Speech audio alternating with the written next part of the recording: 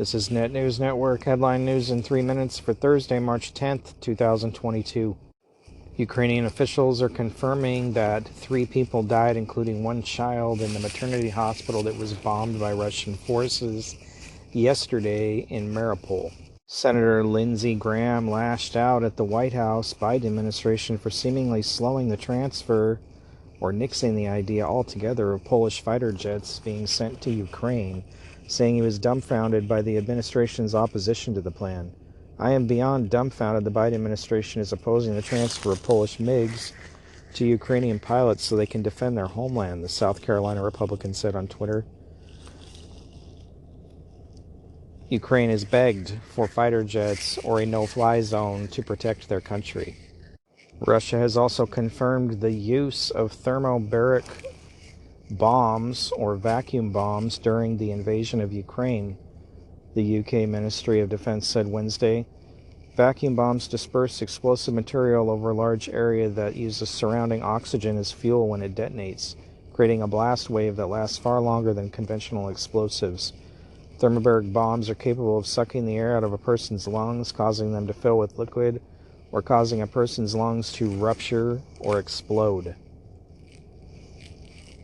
Now back on the home front, Biden is being criticized for his response to questions about high gas prices and what we could do about it.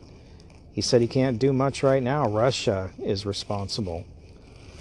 Most Americans disagree with that assessment, as we have our own reserves and we could be energy independent if they would open drilling and mining back up so we could handle our own gas and oil production. However, instead, Vice President Harris and Pete Buttigieg, the Transportation Secretary, are pushing electric cars because people can afford to buy electric cars.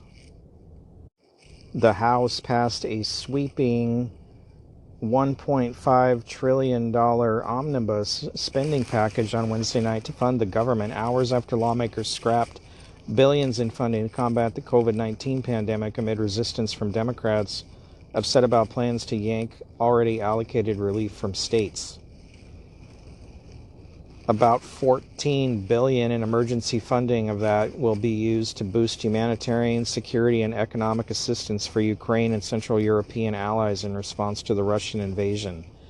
In fact, it will be used to fund 8 of those countries' border patrol, something we are not concerned about at all in this country.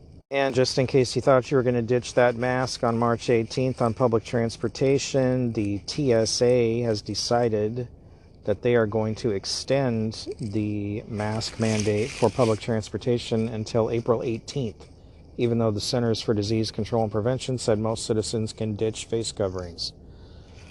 They just can't let go of their control. Fight it to the bitter end. This has been Net News Network, headline news in 3 minutes. For more, visit netnewsnetwork.net. Thanks for listening.